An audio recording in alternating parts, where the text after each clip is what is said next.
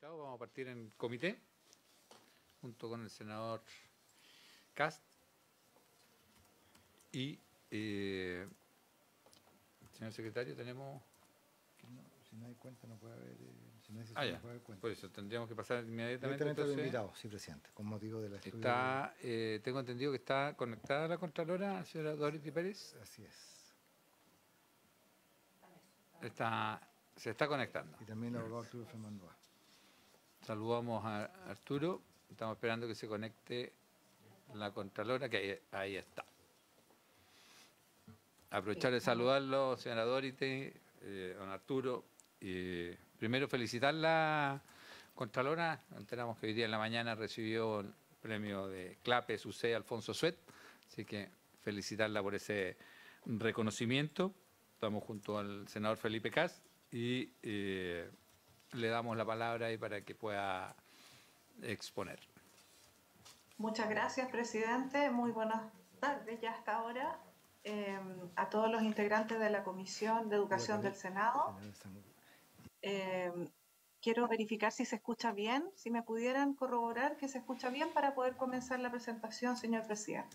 Sí, se escucha perfectamente.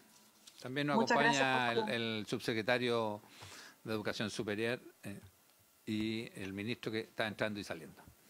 Perfecto, ahí lo acabo de ver. Hola, buenos días. Buenos días. Al subsecretario y al señor Fernandoa, que también está conectado.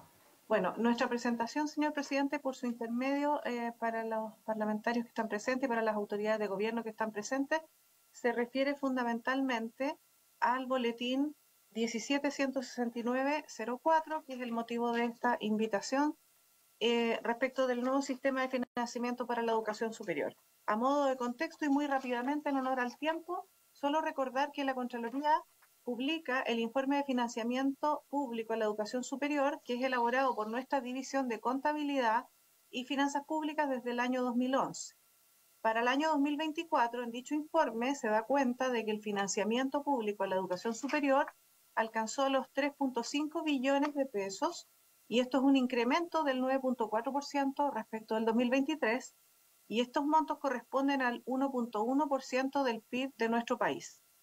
El financiamiento, se señala en este informe, se concentró en estas tres áreas principales que están allí indicadas: gratuidad con un 55,9%, el financiamiento institucional con un 22,8% y el financiamiento a los estudiantes con un 21,3%. Y como sabemos, desde el año 2018 la gratuidad se ha ido consolidando como la principal fuente de financiamiento, que incluso ha superado los recursos dirigidos directamente a los estudiantes.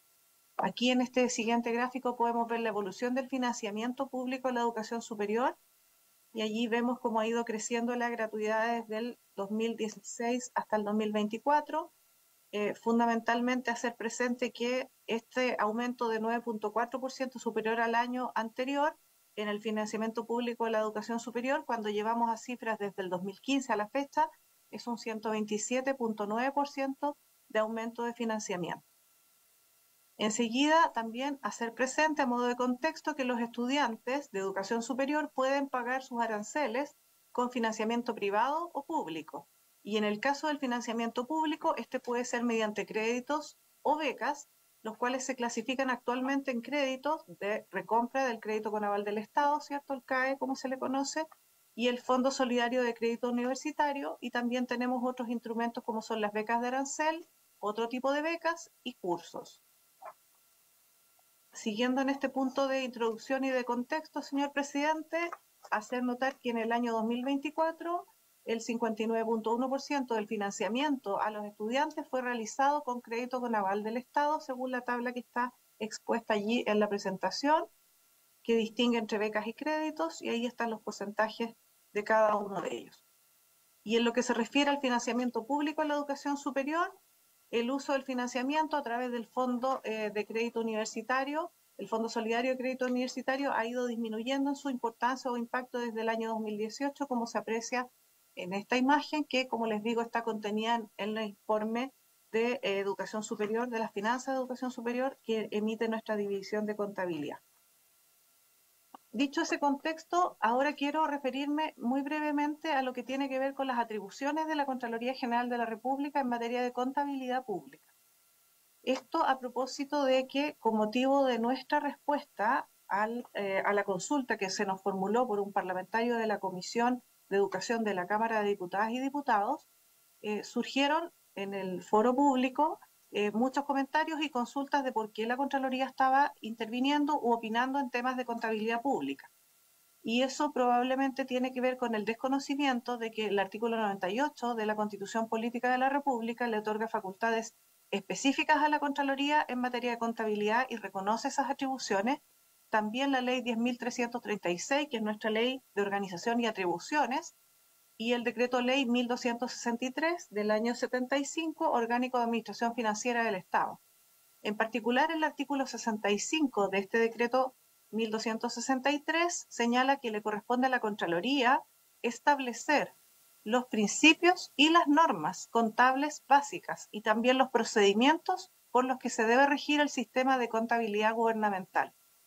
Esta misma norma, en su inciso segundo, hace presente que las instrucciones que emita la Contraloría General respecto a esta materia son de aplicación obligatoria para todos los servicios a que se refiere el artículo 2 del Decreto Ley 1263, esto es para el sector público.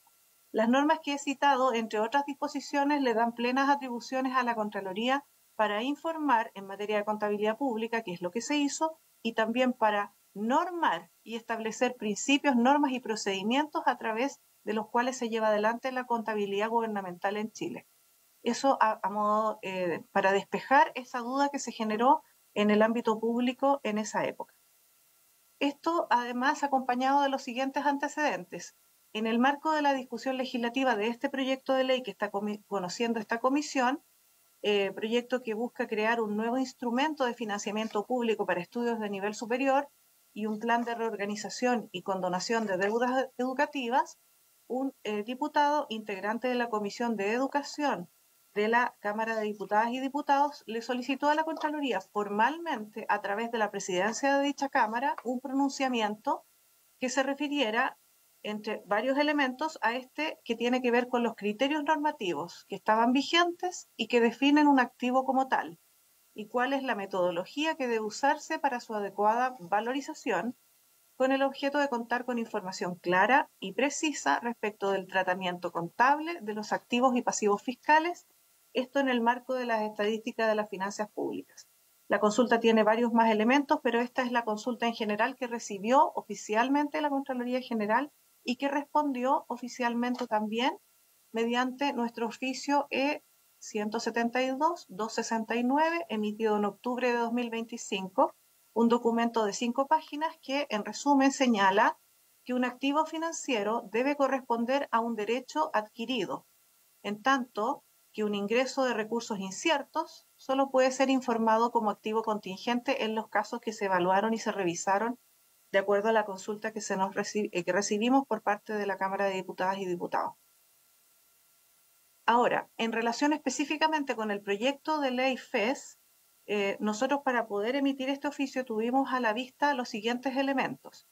Este proyecto contempla como elementos centrales este plan de reorganización y condonación de las deudas educativas y también la creación de este nuevo instrumento, que es el foco del pronunciamiento. Este instrumento, denominado Financiamiento Público de la Educación Superior FES, reemplazaría el actual sistema y pondría fin a los créditos estudiantiles y a la participación de la banca en esta materia. Según el proyecto, las estudiantes y los estudiantes que son beneficiarios, que serían beneficiarios, comenzarían a retribuir al FES un año después de su egreso o de la interrupción de sus estudios, y esta retribución la harían a través de la operación renta. Esta retribución sería contingente al ingreso de cada uno de estos beneficiarios, a cuántos recursos estuvieran recibiendo al momento de trabajar, ¿cierto?, con posterioridad a sus estudios, y se extendería por una cantidad de tiempo proporcional a los semestres que hubieran cursado, pero con un límite máximo de 20 años. Y también la normativa en el proyecto contemplaría que las personas que ganen menos de 500.000 pesos mensuales estarían exentas de este pago o retribución. Es importante tener a la vista algunas normas en particular de este proyecto de ley que se consideraron para la emisión de este pronunciamiento contable.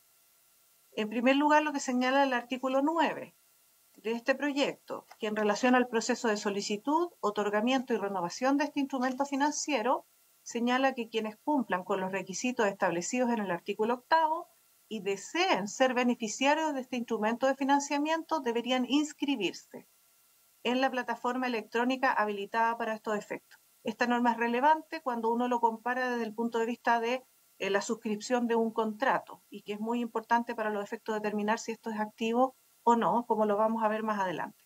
El artículo 16 enseguida habla de la exigibilidad de esta obligación de pago y señala que ésta será exigible luego de transcurridos 12 meses desde la fecha de verificación del egreso o interrupción de los estudios, en los casos que señala la ley, o el proyecto más bien. Y también el artículo 17, que se refiere al monto anual del pago y cómo se determina. Señala este artículo que se aplicará, calculará y cobrará un pago anual sobre la renta total de la persona beneficiada. Esto es, va a depender de cuál sea la renta de esta persona que recibió este beneficio o este instrumento. Enseguida, en el artículo 18, en lo que se refiere a la extensión de la obligación de pago, esta norma en el proyecto establece que las personas beneficiarias estarán obligadas a realizar este pago anual, al que se refiere el artículo 17, por una cantidad de años que sea equivalente a multiplicar por 2 el número de semestres que cursaron y que hayan sido financiados por el instrumento en cuestión, pero con un tope de 20 años. Y el artículo 21 establece un límite de esta obligación de pago porque señala que las personas beneficiarias podrán solicitar al fisco a través del servicio ingresa o comisión ingresa, ¿cierto?, que se extinga su obligación de pago cuando hubieran cumplido los siguientes requisitos cumulativos. En primer lugar, haber cumplido al menos 90% del periodo de su obligación de pago desde que esta obligación se hizo exigible, descontadas las suspensiones, y en segundo lugar, que al momento de presentar su solicitud, el monto efectivamente pagado al fisco excediera 3.5 veces el valor vigente del arancel regulado de la carrera respectiva. Las normas que hemos señalado, señor presidente, son algunas de las que se tomaron con especial consideración en este estudio para emitir el oficio del que estamos hablando. Este oficio se emitió asimismo en el marco de la resolución 16 de 2015 de esta Contraloría General, que es la que aprueba la normativa del Sistema de Contabilidad General de la Nación, que comúnmente le llamamos NIC-SP Chile SGR. Quiero hacer presente, señor presidente, que esta normativa, como lo dice aquí la lámina, está vigente desde el año 2015. Esto, en primer lugar, para despejar las dudas de si la Contraloría tiene atribuciones en materia contable. Yo creo que es bastante evidente, pero todavía quedaban algunas dudas en la materia. En segundo lugar, la antigüedad de esta normativa y en términos de la consolidación de la misma y de sus componentes y de lo que vamos a describir. En esta resolución del año 2015, que establece las normas contables para nuestro país en el sector público, se señala que los activos constituyen recursos en bienes y derechos, que son controlados por la entidad de que se trate como resultado de los actos y contratos en el transcurso de su gestión ya pasada y de los cuales se espera obtener más adelante en el futuro beneficios económicos o un potencial de servicio. Son bienes y derechos. Enseguida, los bienes financieros, señala nuestra resolución 16, los bienes financieros son dinero en efectivo, instrumentos de patrimonio o de otra entidad, y los derechos de recibir efectivo u otro bien financiero que sea de un tercero, o de intercambiar con un tercero bienes financieros o pasivos financieros. Todo esto en condiciones potencialmente favorables. También dice nuestra resolución 16, las normas del sistema de contabilidad gubernamental vigentes en Chile, que una entidad reconocerá un bien financiero solo cuando éste se convierta en parte de un contrato adquiriendo un derecho. Y por eso esto era relevante de tener a la vista a la luz de las normas que están en este proyecto de ley.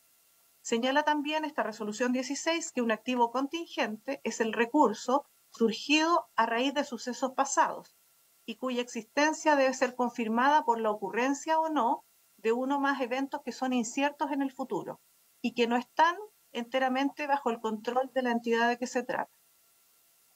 Esto quiero hacer presente, señor presidente, que estos conceptos que están en nuestro sistema de contabilidad gubernamental son muy similares a los conceptos que están en el Manual de Estadísticas de Finanzas Públicas del Fondo Monetario Internacional, con el cual trabaja la Dirección de Presupuestos del Ministerio de Hacienda para su trabajo cotidiano y también para la confección del balance estructural. Entonces, teniendo a la vista la resolución 16 de 2015, que establece el sistema de contabilidad general de la nación para nuestro país, teniendo presente los elementos que vimos de este proyecto de ley en los términos en que fue presentado, y a la luz de la consulta oficial que nos hizo un parlamentario integrante de la Comisión de Educación de la Cámara, la Contraloría concluyó en el oficio que ya señalamos que según el proyecto de ley FES, los recursos que se entregarían no cumplen con las condiciones para ser reconocidos como activos financieros al momento del otorgamiento de los beneficios, pues en ese momento no se tiene un derecho adquirido, como lo exige tanto el sistema de contabilidad gubernamental de nuestro país como el Manual de Estadísticas Financieras de Finanzas Públicas del Fondo Monetario Internacional. Asimismo, hicimos presente que con posterioridad y solo en el momento en que se determina el monto a cobrar en base a los eventuales ingresos que obtengan los estudiantes, los beneficiarios, se podría contabilizar un activo financiero por la cuenta por cobrar respectiva. Adicionalmente, se descarta que este instrumento pueda ser clasificado en la categoría de bienes financieros como préstamos y cuentas por cobrar, pues esto requiere que el instrumento tuviera cobros fijos o determinables y que se valorice por su costo amortizado.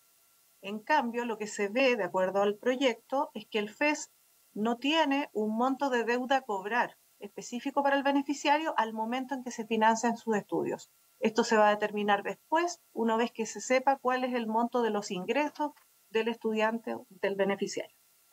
También se hace presente allí que de acuerdo con las características del proyecto y la normativa contable que está vigente, que ya describimos, las expectativas de recuperación futura podrían enmarcarse en la definición de activos contingentes.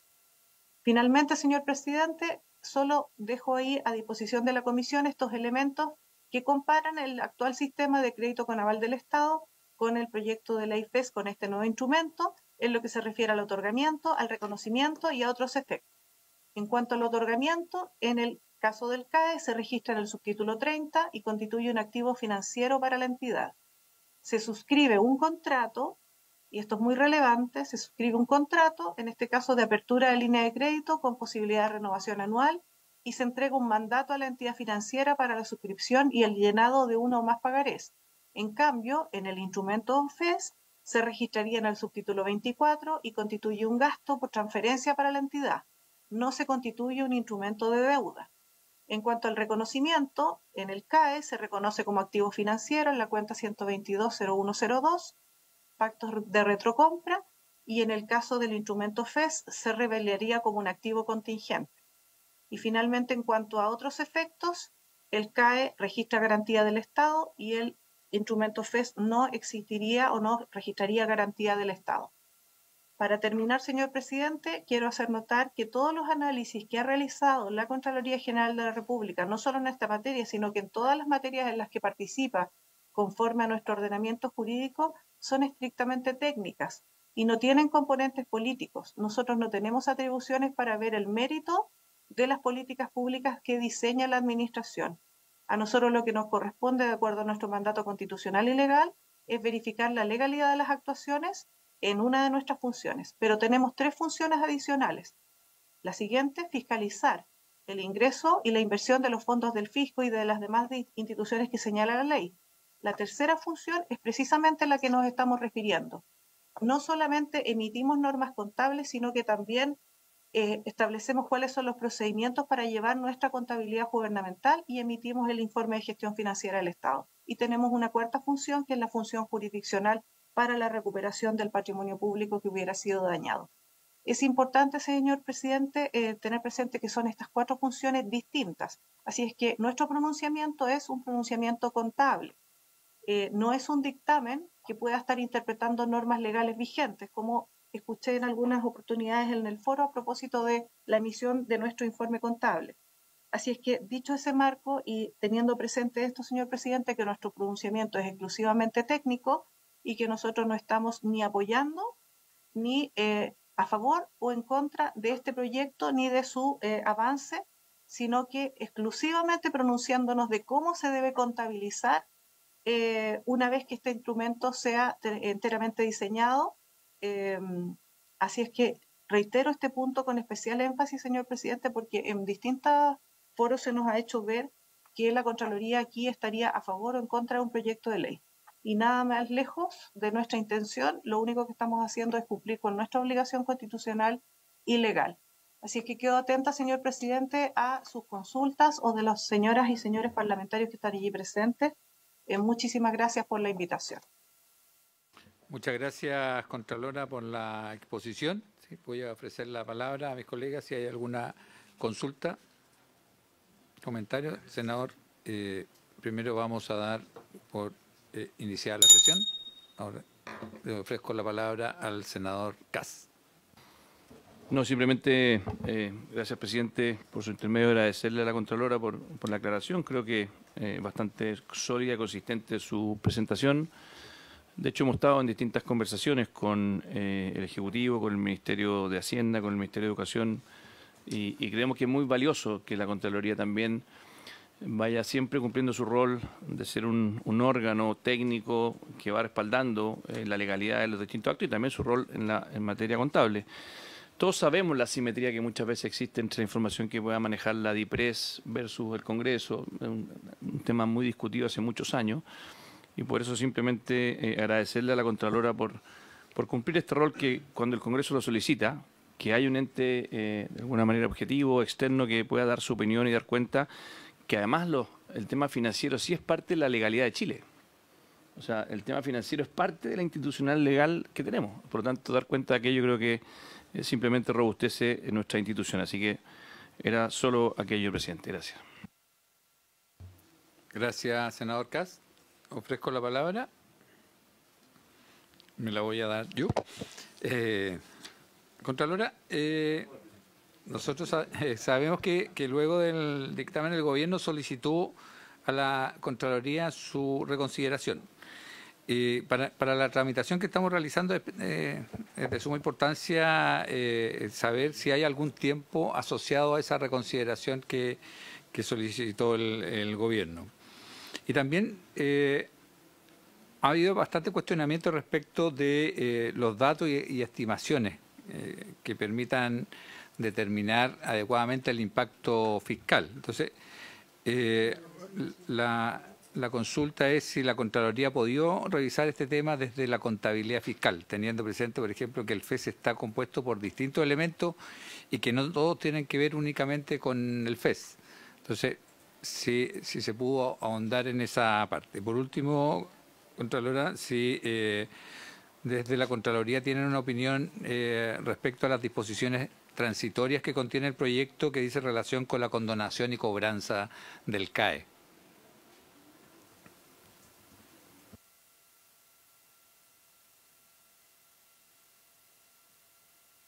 Muchas gracias, presidente, para atender su consulta. En lo que se refiere a la reconsideración y el tiempo de emisión de esta reconsideración, lo cierto, señor presidente, es que yo creo que es importante que la comisión conozca que la Contraloría General, a través de su División de Contabilidad y Finanzas Públicas y la Dirección de Presupuesto del Ministerio de Hacienda, han estado sosteniendo diversas reuniones revisando esta materia, particularmente teniendo presente que, según la información que nosotros recibimos, se estarían elaborando cambios para este proyecto de ley y se presentarían prontamente, según se nos informó, indicaciones respecto del mismo.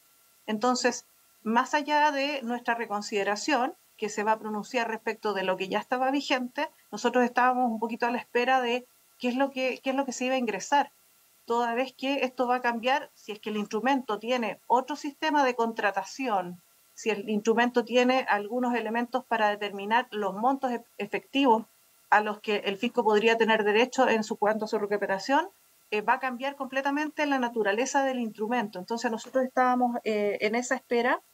Eso respecto del primer punto, de la reconsideración. Ahora, si es imprescindible para la discusión, nosotros podemos emitir nuestro oficio contable donde nos pronunciamos sobre esa solicitud de reconsideración y posteriormente, una vez que ingrese la indicación, tendríamos que emitir un nuevo pronunciamiento si es que se nos consulta frente a la nueva naturaleza que va a adquirir el instrumento.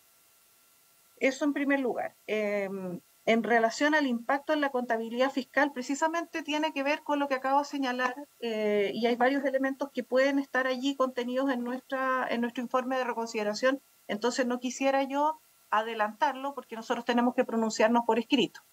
Y pido excusas por esto, pero esa es la manera en que nos tenemos que pronunciar. Y en lo que se refiere a la condonación y cobranza, en lo que está en los artículos transitorios, nosotros estamos revisando esa situación desde el punto de vista de eventuales afectaciones que se pudieran dar al patrimonio de las universidades. Sin embargo, no hemos recibido una consulta específica en ese punto. Nosotros analizamos siempre los proyectos de tramitación porque nosotros tenemos que también preparar a nuestros equipos para la implementación de las normas.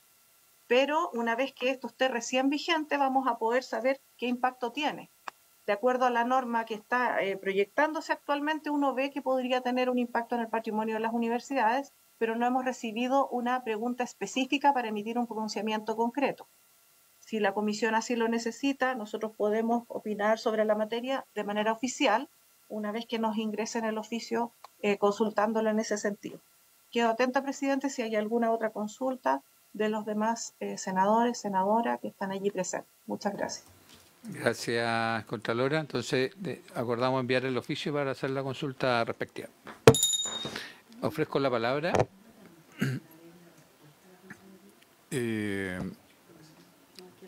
¿No hay? ¿Más? Senadora Proboste. Presidente, es que en algún momento de la comisión habíamos solicitado, también porque tuvimos ampliamente los comentarios de la Contraloría al proyecto de FES, pero el Ejecutivo dijo que había dado respuesta a estas inquietudes y habíamos solicitado poder conocer esas respuestas. Entonces, no sé si ha llegado a la Secretaría de la Comisión.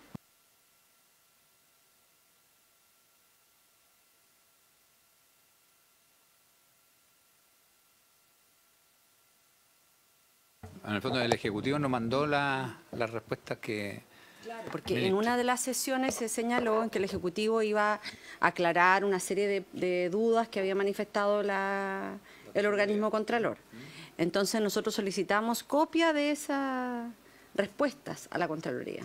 Entonces, preguntar a la Secretaría si es que llegó esa información.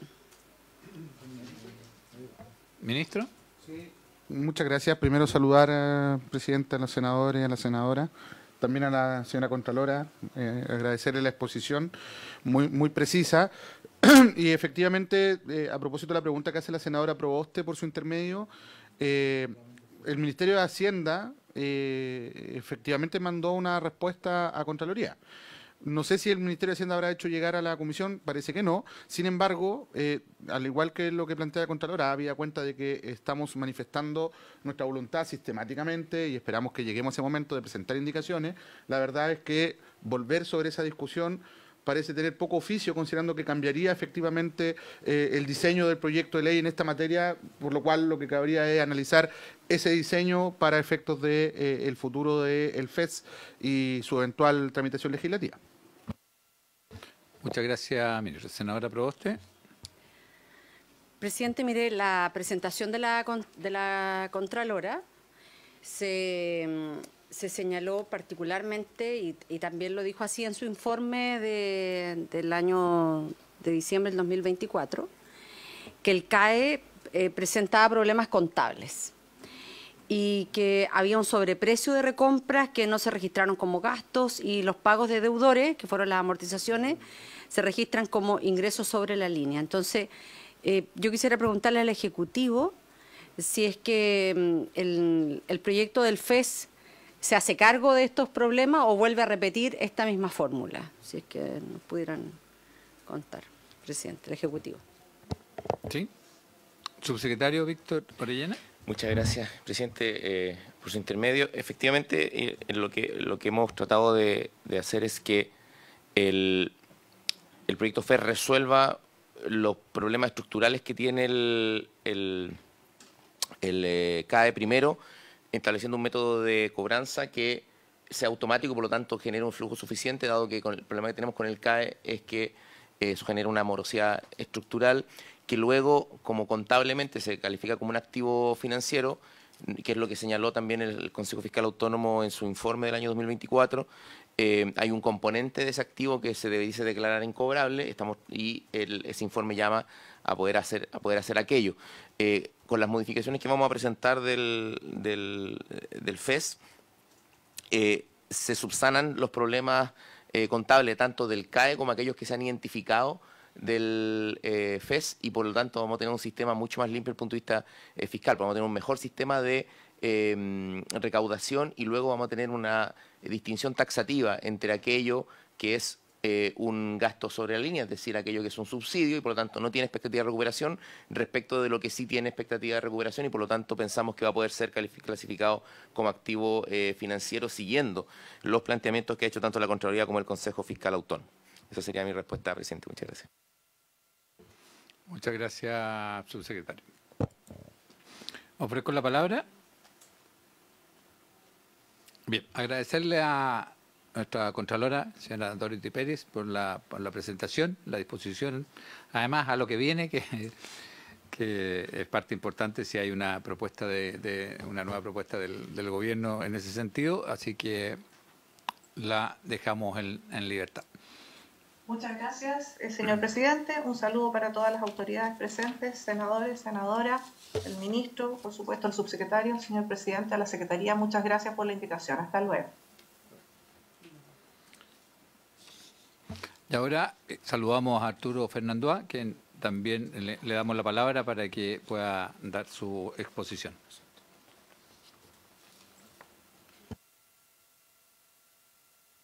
Muchas gracias, señor presidente. Agradezco la invitación. Comienzo indicando en qué calidad estoy haciendo esta presentación, que usted me ha dado 10 minutos, entiendo, señor presidente, así que tendrá que ser breve. Y aprovecho también de saludar a los senadores, senadoras, ministros y subsecretarios. Si le parece, puedo compartir una minuta.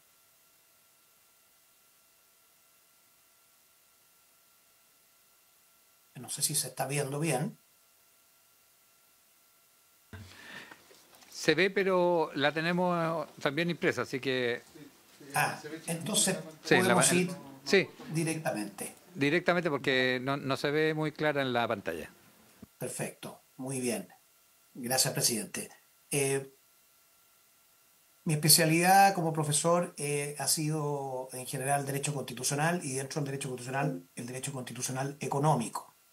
Entonces, uno de los temas que me he especializado es el Derecho Constitucional Tributario, y en razón de eso seguí, con ocasión del financiamiento público para estudio a nivel superior, FES, seguí el debate que hubo sobre si este sistema de financiamiento incluía o no un tributo.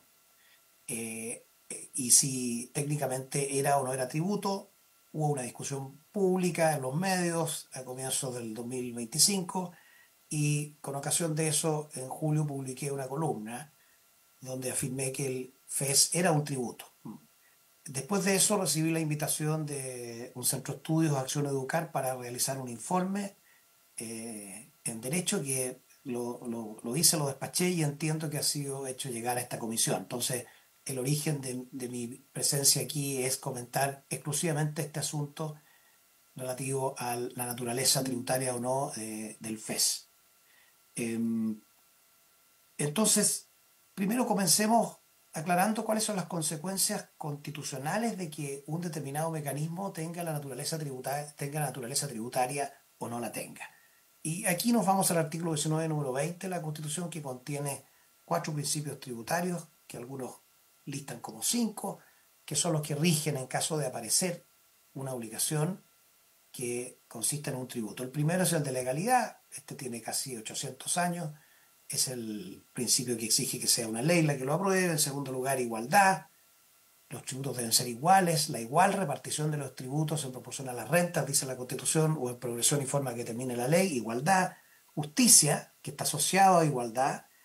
Y uno muy importante que está en el inciso segundo, el artículo 19, número 20, que es la llamada en España no confiscatoriedad, es decir, no puede ser confiscatorio un tributo, no puede ser manifiestamente desproporcionado o injusto.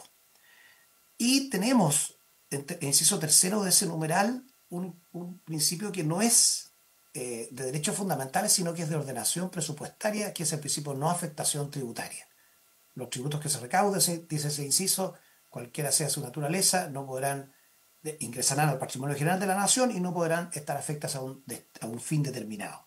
Esas son las primeras consecuencias si es que identificamos que en el proyecto viene un tributo. Lo segundo es de tramitación legislativa, que los señores y señoras senadoras conocen mejor que yo, que es la iniciativa exclusiva presidencial del artículo 65, número 1, y el artículo 19, número 20 también, en el inciso de 22, el inciso segundo tiene una exigencia que cuando existan beneficios indirectos sean reflejados explícitamente en la ley de presupuesto.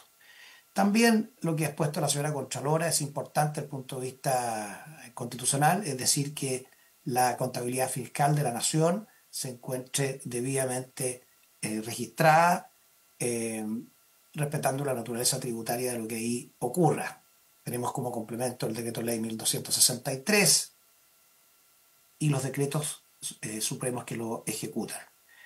Definición de tributo. Quisiera comenzar, señor presidente, con brevemente qué se entiende por tributo y después concretar si aquí tenemos un tributo o no para llegar a las conclusiones.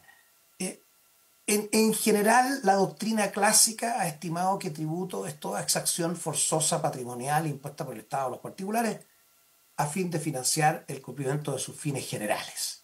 Esa es la definición clásica que está en el Código Modelo Tributario para Latinoamérica. De los constitucionalistas clásicos que usted revise van a decir que el tributo es eso. Y que son contribuciones y tasas aquellas que se distinguen de los impuestos porque tienen retribuciones, tienen contraprestaciones en favor del que paga. Las contribuciones serían pagos que se hacen al Estado, pero que tienen una retribución, una contraprestación de tipo colectivo y las tasas de tipo individual. Sin embargo, la Comisión de Estudios para la nueva Constitución, cuando se redacta el artículo 19, número 20, quiso terminar con esa clasificación y intentó, a través de la actual redacción, unificar todos los nombres que existían para estos pagos en uno solo que fuera tributo. Contribuciones, tasas, aranceles, derechos, royalty, todo dijo, vamos a considerarlos una sola cosa, son tributos y se van a someter a estos principios que estoy redactando aquí. Este es el foco de la atención que hay en la discusión sobre si las obligaciones de pago al Estado son tributo o no. ¿Vamos a tramitarlas como tales o vamos a denominarlas de formas distintas que permitan de alguna forma tramitarse distintas o sustraerse a las exigencias constitucionales de lo que es un tributo? Con ocasión de eso, el año 2010 me tocó publicar el tomo 2 del libro Derecho Constitucional Económico, donde en la página 197 ofrezco una definición bastante amplia que yo creo que es atingente al caso. Digo que tributo es toda obligación de dar, hacer o no hacer, apreciable económicamente, impuesta forzosamente por el Estado a los particulares, sea o no sea en dinero y tenga o no tenga una contraprestación. Voy a ir a este punto. Y después agrego que será tributo también toda obligación que el Estado exija a los particulares como requisito para acogerse a una condición, estado o prestación de la cual no puedan sustraerse sin grave lesión de sus derechos fundamentales. En esa definición, donde obviamente el FES clasificaría como tributo, en esa definición, yo me serví de un fallo muy importante del Tribunal Constitucional del año 1996, el caso Aduanas, donde se tramitaba un cobro para todas las declaraciones de importación y exportación, entre otras cosas, que estaba destinado a financiar el Servicio Nacional de Aduanas y que obviamente era un pago adicional que en ese caso además se estaba imponiendo por reglamento. El Tribunal Constitucional dijo, los pagos que se exijan a las personas y que se les rotule de voluntarios, pero que para sustraerse a ellos haya que renunciar al ejercicio de un derecho fundamental, entonces son tributos.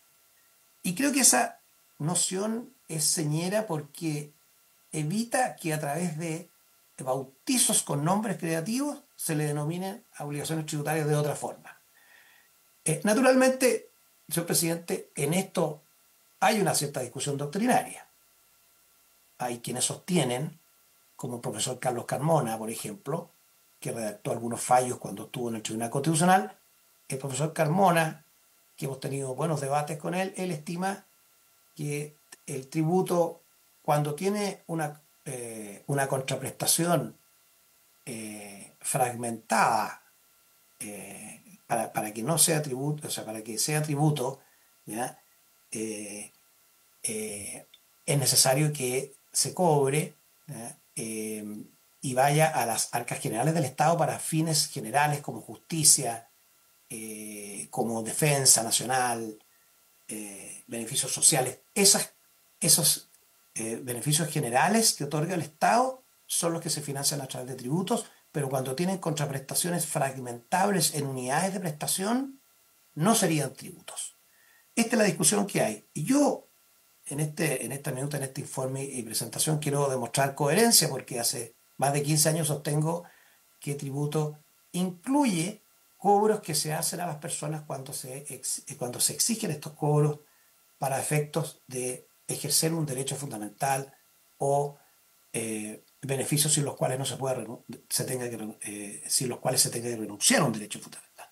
Entonces, hay dos asuntos importantes para ir aterrizando: la contraprestación y la voluntariedad. Entonces vamos al FES, señor presidente. Sobre si hay contraprestación en el FES. La obligación del egresado que ha obtenido financiamiento del FES y que debe pagar al Estado es naturalmente en dinero. Él lo hace como particular al Estado y lo hace en razón de una imposición legal. Ahora, ¿es voluntario esto o no? Entonces, mi conclusión, señor presidente, señores senadores, es que no hay voluntariedad, porque ese grupo de personas que sustrayéndose al FES no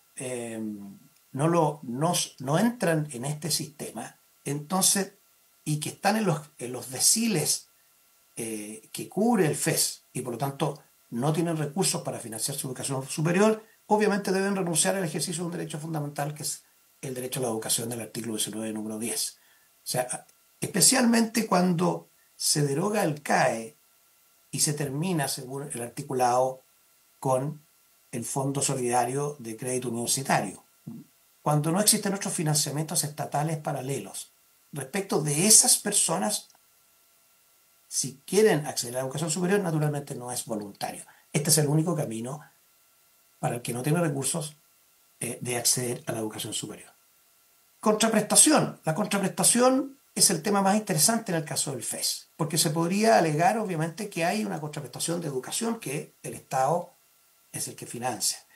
Pero, si usted observa, a nosotros nos parece que no es precisa ni es equivalente.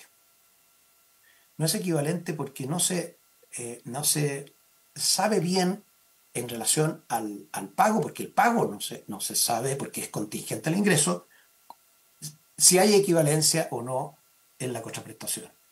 El pago usa una técnica similar a la tributaria. Es contingente al ingreso, como lo dijo la señora Contralora, como lo dijo también el Consejo Fiscal Autónomo, lo dice el propio proyecto.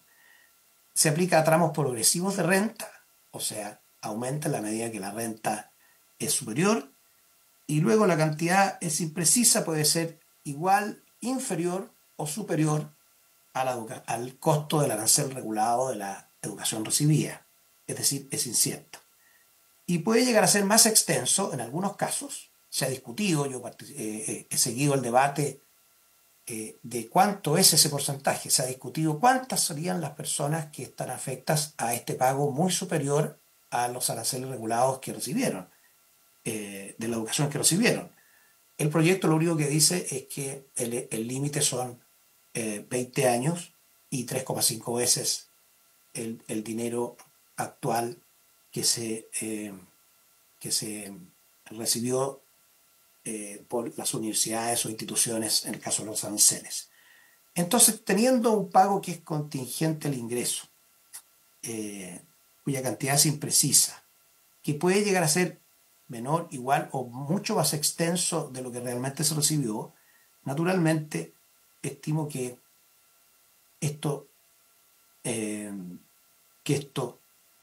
esta contraprestación obviamente no es precisa. No es precisa, no podemos hablar de que aquí se están adquiriendo servicios del Estado de la forma que se entiende por el derecho constitucional tributario. Entonces, en conclusiones, me parece que, como lo publiqué en la columna en julio, el FES contiene un tributo y las consecuencias constitucionales de esta no son traumáticas desde el punto de vista legislativo, pero hay que tenerlas presentes. La primera es que si la recaudación del FES queda adscrita, es decir, afecta a un fin determinado preciso, incurrirá en una inconstitucionalidad. Dice el artículo 19, número 20, que tiene que ingresar al patrimonio general de la nación. Y aquí tenemos una pequeña contradicción, porque si bien el articulado no contiene una afectación de la recaudación al financiamiento en lo que son superior, el mensaje del presidente así lo dice. Si uno lee las páginas 7 y 8, el mensaje del presidente dice que este nuevo sistema se busca para garantizar la sostenibilidad del sistema de educación superior, para que los recursos invertidos por el Estado se destinen exclusivamente a fines educativos. Entonces, aquí hay un tema curioso. En principio, el articulado no trae una afectación a un fin determinado, pero así se explica y se funda por el presidente de la República.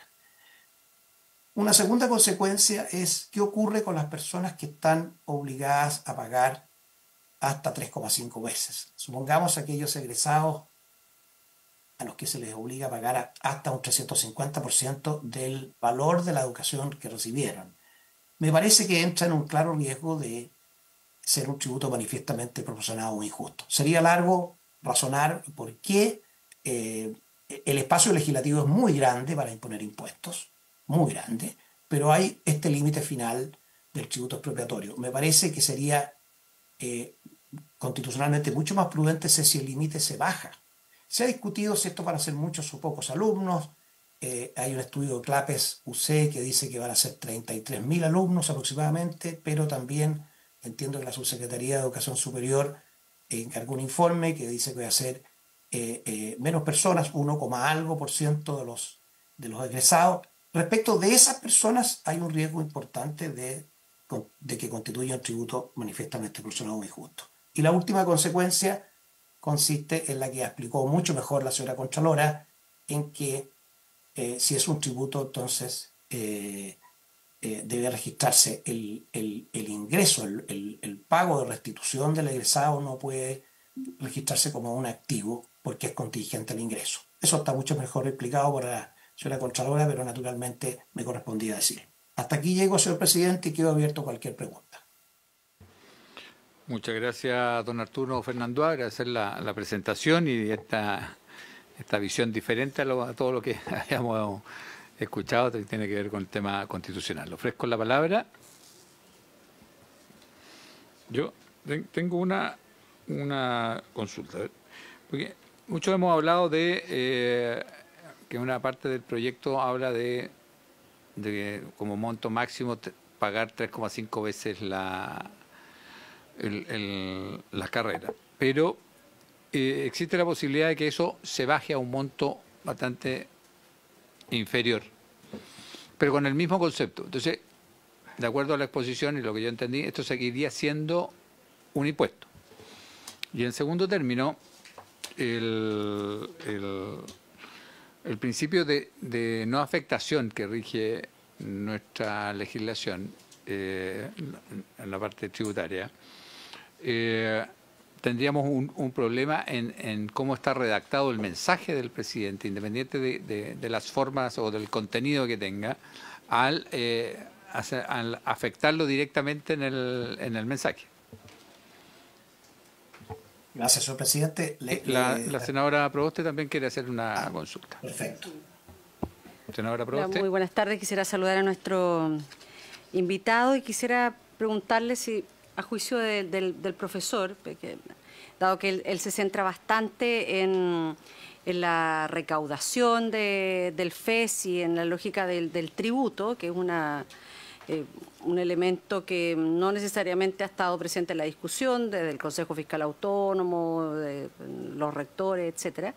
Pero me pareció muy interesante su análisis y me gustaría preguntarle si es que, a su juicio, las cotizaciones previsionales y de salud son un tributo o no. Lo digo porque su naturaleza podría ser similar al pago fragmentado del FES, solo que las cotizaciones tienen un pago anticipado y el FES se paga después de terminados los estudios. Entonces, me gustaría preguntarle si a juicio de él, también en esta lógica y en este análisis que él hace, las cotizaciones previsionales serían un tributo o las cotizaciones de salud serían un tributo. Gracias, senadora Proboste. Don Arturo. Muy bien, pues excelente pregunta, señor presidente, señora senadora. En relación a la primera, si el límite de pago se bajara fuertemente, obviamente produce un efecto interesante, que es que se aleja el riesgo de que este sea un tributo manifiestamente proporcionado y justo respecto de aquellos egresados, pero mantiene su naturaleza de tributo a la que hemos llegado por otros razonamientos. Ahora, en relación a la no afectación, esto yo lo he visto en algunos proyectos de ley del pasado. Los proyectos royalty, por ejemplo, que envió al Congreso el presidente Lagos. Los primeros proyectos tenían también esta especie de contradicción entre un articulado que no afectaba a un fin determinado a la recaudación y un mensaje que se fundaba en el financiamiento de determinados fines como justificantes para la imposición de ese tributo. Entonces, ¿yo qué sugeriría que se evaluara en el Congreso y en vuestra comisión? Que se precisara que la recaudación ingresará al patrimonio general de la Nación, a fin de que su destino se defina en las leyes de presupuesto anual. Si eso quedara más preciso, dado el fundamento del mensaje, desaparecería ya el riesgo de no afectación. Paso a la pregunta de la senadora Proboste. Este es un tema muy interesante porque también hemos escrito en esta materia. Yo estimo, senadora, que las cotizaciones previsionales y de salud son efectivamente tributos y son impuestos. ¿Y cuál es la diferencia aquí? ¿Cuál es la diferencia? Que el artículo 19, número 18, inciso final, cuando dice que la ley podrá imponer cotizaciones obligatorias, lo que está haciendo es saneando un impuesto que tiene un fin determinado porque el constituyente quiso que lo tuviera. De hecho, muchas definiciones de cotizaciones comienzan diciendo que son aquellos impuestos que se cobran a fines de seguridad social, etc. En el caso de salud lo mismo, está aceptado que es el constituyente que ha salvado el destino determinado, pero son de alguna forma un impuesto. Y por eso que la discusión de la reforma previsional fue muy interesante, porque si son un impuesto y tienen una retribución, ¿cuánto de esa retribución tiene que llegar al cotizante y cuánto podría quedarse el Estado en un sistema de reparto? Pero en fin, esa es otra discusión. Y solo le quiero decir, por su intermedio, presidente, de la senadora, que el tema es muy interesante y hay un texto expreso que lo sanea.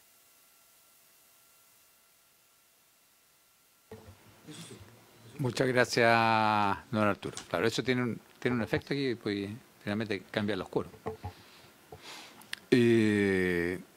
Agradecerle, don Arturo, la presentación y lo dejamos liberado. Ahora le vamos a dar la palabra al ministro, que tiene una exposición preparada respecto al FES y algunas propuestas. Así es. Ministro. Muchas gracias, presidente. Sí, siempre dentro de este espacio de diálogo permanente que hemos tenido, donde hemos estado atentos al teléfono, tiene la palabra, ministro. Presidente, por su intermedio, bueno, yo creo que efectivamente hemos tenido varios intercambios que han sido significativos para ir caracterizando la naturaleza de la discusión y de eventuales cambios o ajustes que podríamos efectivamente desarrollar. Por eso es que le pedí la posibilidad de consolidar, luego de una serie de intercambios desde el seminario a la fecha, que han tocado distintos ámbitos del proyecto de ley, y de cómo han ido desarrollándose también las conversaciones técnicas, es que poder presentar, digamos, las características de los ajustes que subsanarían las observaciones y recomendaciones que han sido formuladas por todos los expertos, expositores, propio Consejo Fiscal Autónomo, Contraloría General, en el caso de la exposición del día de hoy, que obviamente nos permiten entrar, yo diría, un poquito más finamente y de lleno a espacios de negociación política con los senadores y senadoras e integrantes de esta comisión y también del propio Senado. Entonces, me gustaría, si es posible, presidente, ofrecerle la palabra al subsecretario y posteriormente a Pablo Jorquera de la Dirección de Presupuesto para poder explicar en detalle los elementos de la presentación, que es una presentación bien breve, no debería tomarnos mucho tiempo. Gracias, ministro. Señor subsecretario. Gracias, presidente. Trataré de ser lo más breve posible. Vamos a tratar de abordar todos los planteamientos de una perspectiva sintética del trabajo que hemos llevado adelante de naturaleza técnica, tanto en el Parlamento como en el Sistema de Educación Superior. Efectivamente, vamos a proponer regular y aceptar el principio de que, tanto por el argumento que se hace de la autonomía de las instituciones como de su sostenibilidad, ampliar el espacio de participación de las familias en el sistema. Ahí están los guarismos, son guarismos a los que hemos llegado en conversación permanente con el Sistema de Educación Superior y con los parlamentarios, que implicarían mantener la regulación en lo fundamental, la regulación que existe en gratuidad, y las instituciones fuera de gratuidad, dejar libertad al cobro de estos copagos simplemente con una precaución, que es que el arancel real de las instituciones, para evitar un aumento explosivo, se pueda mantener en el rango de IPC más 2. Esto, insisto, lo hemos conversado, ha ido madurando esta idea, dado que permite eliminar en lo fundamental la noción de detrimento, al mismo tiempo que el aumento de mayor subsidio público no se traslade como un aumento de precio a la persona, sino que el aumento de subsidio público permita equilibrar aquello. Así que, y se establecen también mayores exigencias para que no instituciones ingresen a gratuidad, aumentando el estándar que tiene nuestra actual política al momento. Adelante. Respecto de las becas, vamos a clarificarlo. Se van a mantener las becas como líneas presupuestarias, becas arancel, que son aquellas que se dan en la presentación, y esto permite dar tranquilidad, dado que se trata de becas que no requieren que la institución acceda al FES como financiamiento, y por lo tanto reconocen el mérito académico a las y los estudiantes con independencia de la institución que escojan, ¿no? Luego hemos agregado, esto es parte de la política de modernización de la educación superior que estamos llevando adelante, una norma que el país requería hace muchos años, que es la flexibilización de los requisitos a las plantas de la administración del Estado, bajando de 10 semestres a 8 semestres para los profesionales. Esto nos va a permitir llevar adelante incentivos para que las universidades, cosa que ya está ocurriendo y pensamos que ahora va a ocurrir más, puedan tener carreras no solo con licenciatura universitaria a 10 semestres, sino que a 8, y vamos a estimular eso en caso de que aquello ocurra, es decir, que un programa con licenciatura sea, en vez de 10 semestres, sea de 8 semestres, EFES va a poder financiar un magíster encadenado, un posgrado encadenado que dure 2 semestres. Es decir, vamos a hacer un estímulo a aquello que es una necesidad país, esto lo ha identificado distintos sectores. Adelante. Bueno, se incluye también en las modificaciones la integración de las instituciones de las Fuerzas Armadas que en sus escuelas matrices tenían crédito con aval del Estado. Esto también se ha trabajado técnicamente con el Ministerio de Defensa y con ellos. Ahí está el detalle, de tal manera que no haya una dificultad de financiamiento y el FES esté disponible para estas instituciones, así como ha estado hasta el día de hoy el CAE.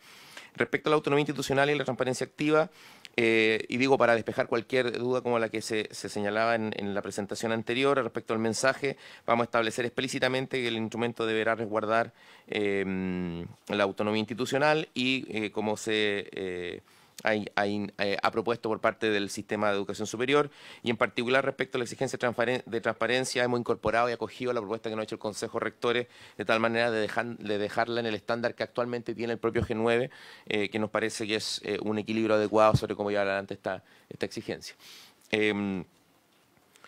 Luego vamos a fortalecer los aportes institucionales, dado que el sistema debe cumplir no solo funciones, se ha señalado también en la discusión pública, no solo funciones de formación, sino también de otras funciones misionales, como son la investigación, la vinculación con el medio, la innovación, la transferencia tecnológica, a las instituciones que reciben aportes públicos, incorporando aquellas que se han incorporado al Consejo de Rectores y que hasta el día de hoy no reciben aquellos recursos en las proporciones que están descritas en la pantalla. Esto sería un aumento gradual. Y de la regulación de vacantes, la gratuidad se había extendido a la totalidad del sistema con el proyecto FES, pero cuando se establecieron cupos en el proyecto FES, de alguna manera se estableció un mecanismo de control presupuestario que hace a nosotros excesivo, quizás innecesario, una regulación global de las vacantes, toda vez que va a haber una regulación de cupo en el proyecto FES, lo que va a impedir un aumento explosivo o aumentos inorgánicos como los que vimos durante el CAE, que carecía de este tipo de regulaciones. Aumento de la matrícula me refiero. Finalmente, en los cupos por institución, las instituciones van a tener la libertad de determinar, sin bajar de la línea base de actuales beneficiarios de CAE, becas u otro instrumento de financiamiento que van a ser consolidados y articulados por FES, puedan determinar cuánto de su matrícula accede a este esquema, esto también es una sugerencia que nos ha hecho el Consejo de Rectores y el Sistema de Educación Superior en general, dado que esto garantiza la autonomía institucional y permite a las instituciones adecuar esto a su proyecto académico e institucional, insisto, sin bajar de la actual línea de beneficiarios, por lo tanto, sin que una persona que cuente y necesita con el beneficio, digamos, carezca de él. Y voy a pasar muy rápido en otras modificaciones a la propuesta permanente. Vamos a establecer una excepción para que pueda escribirse al FES instituciones que no estén en el sistema de acceso por especificidades de su proyecto educativo, porque el sistema de acceso centralizado, que enorgullece a Chile, que tiene mucha tradición, hay instituciones que por distintas razones no pertenecen a él, no porque no tengan calidad, sino porque tienen orientaciones específicas, ¿no?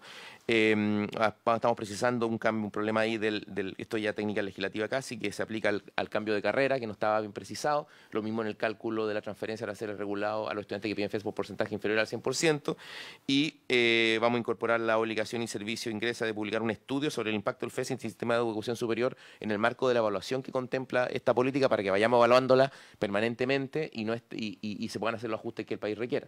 Adelante nomás. Y luego vamos a precisar qué ocurre con la parte de los deudores que están en poder de las instituciones de educación superior cuando ingresan con garantía.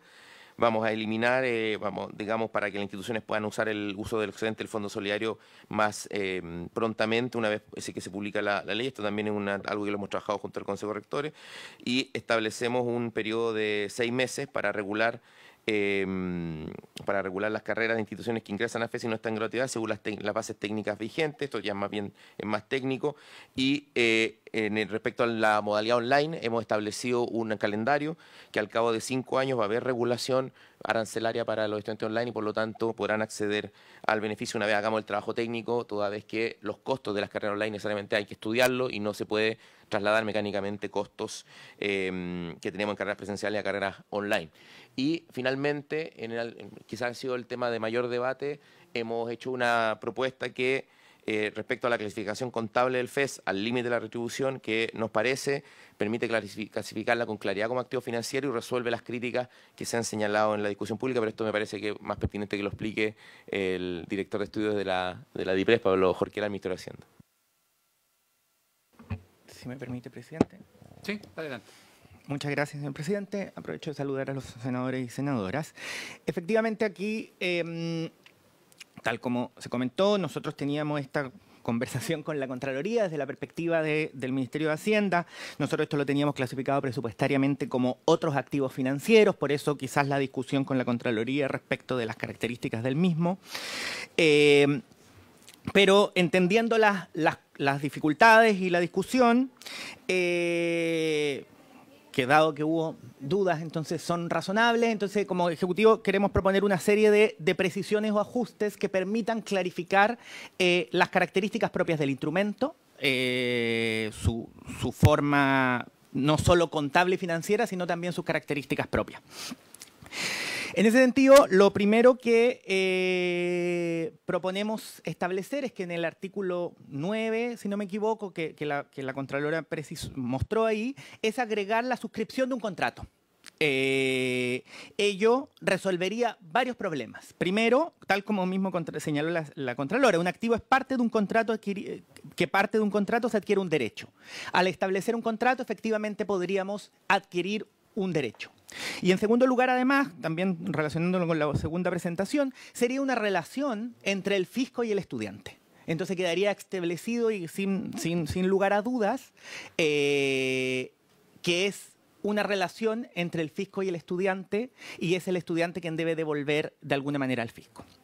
Luego, para la caracterización o la valorización de este derecho, también proponemos establecer una regla bastante clara respecto de cuál es el valor del derecho que adquiere para sí el fisco. Entonces establecemos una regla general, que es que se establece como un monto de retribución, el monto por el que el fisco contribuyó al estudiante, que es la de los aranceles regulados, multiplicado por 2 y dividido por el periodo de pago. También la Contralora mostró en el artículo 19, si no me equivoco, está el periodo de pago. Entonces, para una carrera de 5 años son 20 años, para simplificarlo, ¿no?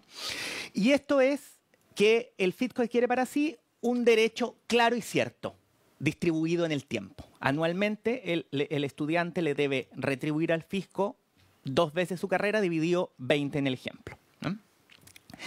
Ahora bien, esta relación tiene una característica particular, que esto es contingente al ingreso.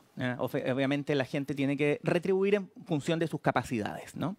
Entonces establecimos una excepción a esa regla, que es que la persona, si realiza la declaración de impuestos, se le aplicarán los parámetros que ya se han discutido ampliamente, que es alrededor como un máximo un 7% de sus ingresos, ¿no? Pero como excepción a la retribución, a la regla general que ya se conoce. Entonces tenemos un contrato, una relación entre el fisco y el estudiante, tenemos un contrato que tiene un valor, que ya lo establecimos, y tenemos una excepción a ese valor, que es la retribución que establecería el estudiante.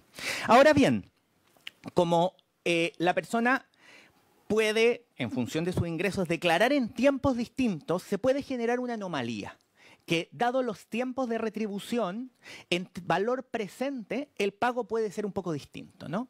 Entonces lo que queremos agregar es un segundo seguro, un segundo límite, por decirlo de alguna manera, que es un tope adicional, que es que en virtud del cual el pago total que realice la persona a través de un porcentaje de sus ingresos no pueda ser mayor a un valor presente ajustado o descontado por una tasa de descuento contabilizado desde el primer año de estudio. Entonces tenemos los dos efectos. Queremos que la persona no pague más nominalmente más de X veces su carrera, y también en valor presente no pague más que una tasa de descuento que hay que establecer. Y luego se agrega además que el servicio ingresa llevará un registro de esto, ¿no? Entonces cada persona va a saber cuánto tiempo de pago lleva, cuántos años tiene que pagar y cuántos años lleva por pagados, y cuánto esta cuota teórica del total prestado dividido en 20 o dividido en el número de años. Eso como descripción general de las características del instrumento que estamos proponiendo, que es un poco distinto a lo que se venía discutiendo. Y luego algunas dos consideraciones adicionales. Primero, efectivamente en el proyecto actual, para poder acceder a este límite del 3,5 había que llevar un tiempo de retribución, entonces había gente que si lo cumplía antes igual iba a pagar más. Ahora se suprime esa exigencia, se establece unívocamente un número de veces y se establece este segundo tope que es adicional, que es que en valor presente no pague más no pague más que lo que el fisco contribuyó. Esto nos permite un adicional elemento, que es la posibilidad del prepago, porque tenemos un valor conocido, ¿no? Entonces, como la persona hay una relación entre el Estado que tiene un valor conocido, la persona que lo desee, que no quiera estar, por ejemplo, como dijimos, 20 años contribuyendo una parte de su sueldo, podría adelantar este pago, ¿no? Y con estas dos topes o estos dos límites que pusimos, que es decir, no paga más de X veces su carrera en términos nominales, pero a su vez no paga en valor presente más que lo que se le contribuyó aplicada una tasa de descuento, es que además se genera un pequeño incentivo al prepago y nadie, en términos descontados intertemporalmente, nadie pagaría en exceso lo que el Estado contribuyó. Eso sería como la descripción del instrumento muy someramente, pero hacia donde el Ejecutivo quiere avanzar, recogiendo los cuestionamientos tanto del Consejo Fiscal Autónomo, lo que hoy día nos presentó la Contralora, e incluso también recogiendo lo que el profesor Fernando también señaló. Muchas gracias.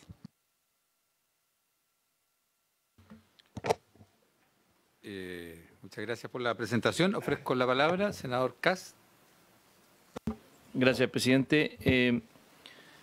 Bueno, primero valorar, obviamente, la disposición y el trabajo que se ha venido realizando en este debate público que hemos tenido, pero tengo dos preguntas. Una, que es sobre el tema de la contabilidad. Nos acaban de describir algo que creo que es positivo, que en el fondo hay una disposición a que no sea un mecanismo de financiamiento donde un estudiante termine pagando varias veces más de lo que se le prestó el Estado, por lo tanto que termine teniendo una mochila muy superior, sino que además el gobierno se abre a poner una tasa de descuento acotada, lo que claramente tiene un elemento muy positivo. Pero todo el tema de contabilidad que estaba sobre la línea, bajo la línea, ¿cómo se va a contabilizar el componente de gasto de esto? Porque lo queramos o no, dado que el incentivo es a declarar, ¿cierto? Yo tengo estas cuotas y además, una vez que declaro, es obligatorio el pago, ¿no es cierto? En el fondo yo, una vez que declaro mis impuestos, se me descuenta por planilla. No es que yo voluntariamente tenga que ir a pagar. Eso es un cambio bastante sustantivo. Positivo, por lo demás, en el sentido que nos va a asegurar que tengamos más justicia en el sistema y que efectivamente se pague. Entonces, la primera pregunta es la contabilidad, ¿eh? ¿Cómo lo tienen pensado? La segunda pregunta tiene que ver con comportamiento estratégico. En el fondo, si nos pueden profundizar un poco más, ¿qué riesgos de comportamiento estratégicos ven? ¿Ah? Porque en el fondo sabemos que queremos fomentar la formalidad en Chile. Esto va a generar, sabemos por ejemplo los estragos que ha generado la ficha de protección social o el registro social de hogares, que en el fondo hoy día el que presenta los ingresos muchas veces sale perjudicado y por lo tanto incluso las declaraciones en la ficha de protección social son muy distintas a las declaraciones de la encuesta CACEN. Hay distorsiones bien fuertes. Entonces, segunda pregunta es sobre comportamiento estratégico. Si han podido analizar eso como ejecutivo, tanto en términos de formalidad como en los famosos deciles. Sabemos que hay un comportamiento estratégico que es muy natural en el ser humano, por lo demás, no es que sea algo extraño. Y lo último, la gran pregunta es el valor de este proyecto, el costo. O sea, si esto tuviese que entrar como indicación el día de mañana, ¿cuál es el informe financiero de esto? Yo sé que estas son modificaciones que se han hecho hace poco, pero es súper relevante saber el valor y el costo para el Estado, que tiene que ver también de nuevo con la primera pregunta. Al final, desde el punto de vista económico, ¿cómo se compara esto con la situación que tenemos hoy día? ¿Cuáles son las mejores estimaciones? Probablemente no haya que ponerse en distintos escenarios, ¿no es cierto? No es que tengamos una sola estimación, esto tiene una probabilidad de distribución, por lo tanto hay un escenario más optimista, más pesimista, y eso es el rol fundamental que tiene que hacer la DIPRE en cualquier gobierno. Por lo tanto, son esas mis tres preguntas, presidente, y nuevamente también valorar la disposición del Ejecutivo a poder ir profundizando en cada una de estas inquietudes que se ha ido levantando de buena fe en el debate público. Gracias, senador Kass. Ofrezco la palabra a la senadora Proboste. Presidente, yo quisiera también partir valorando todas las audiencias que hemos recibido en este proyecto de ley, pero la disposición que ha tenido también el Ejecutivo de recoger las principales preocupaciones que se han manifestado, particularmente por rectores.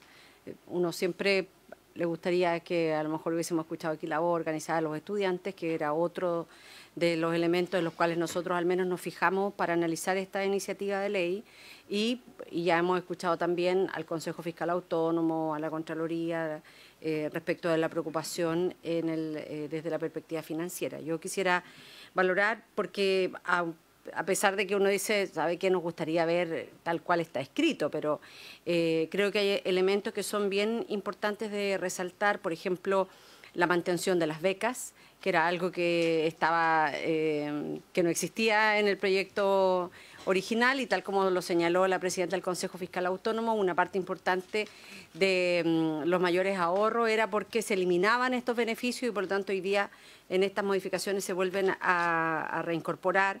Creo que la articulación de carreras es algo que también lo considero muy, muy valioso. La incorporación de las Fuerzas Armadas también, desde el punto de vista de poder construir una sociedad mucho más igualitaria, en donde el bolsillo no sea lo que determine si una persona puede o no ingresar a una de las carreras de las Fuerzas Armadas. Esto lo hemos venido planteando desde hace ya largo tiempo y me alegro muchísimo de la incorporación.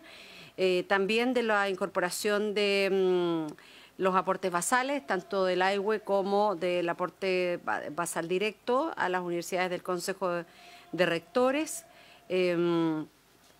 Creo que hay temas como lo que se han acogido de manera parcial, como esta evaluación periódica, los estudios cada 3 años que señaló el subsecretario.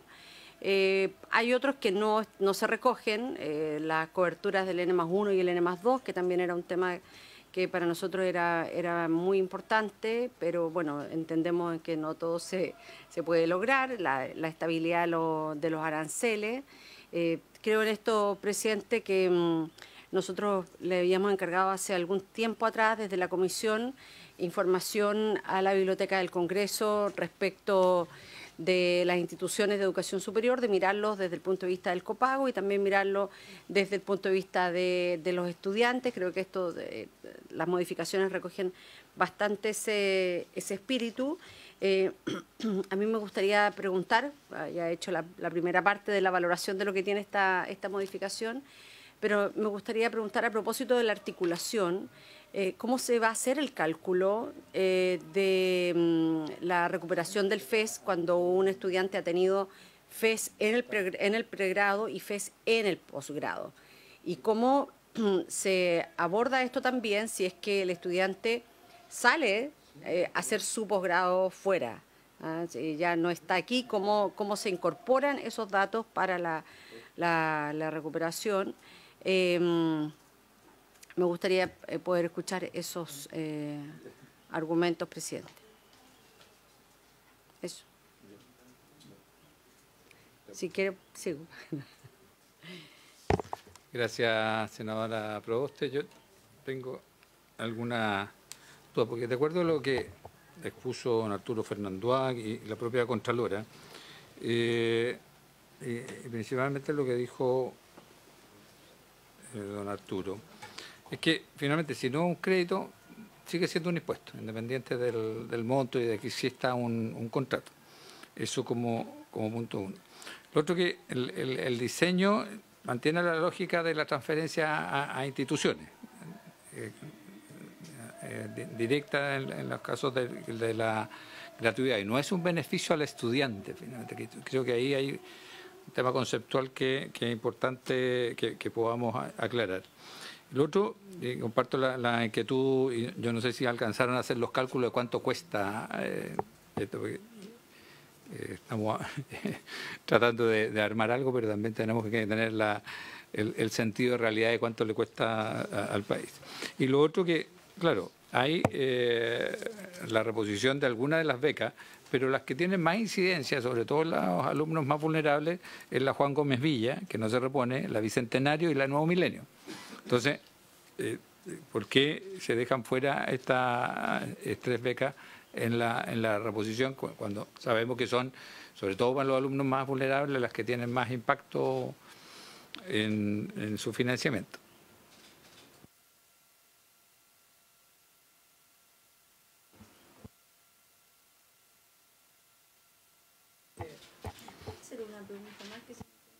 La senadora Proboste quiere agregar una. Sí, algo que se me quedó en el tintero que lo había marcado aquí en los apuntes del secretario, porque dentro de la autonomía institucional y la transparencia activa, hay una norma que nosotros hemos peleado bastante. Primero se incorporó en la discusión de la ley de presupuestos del año 2025.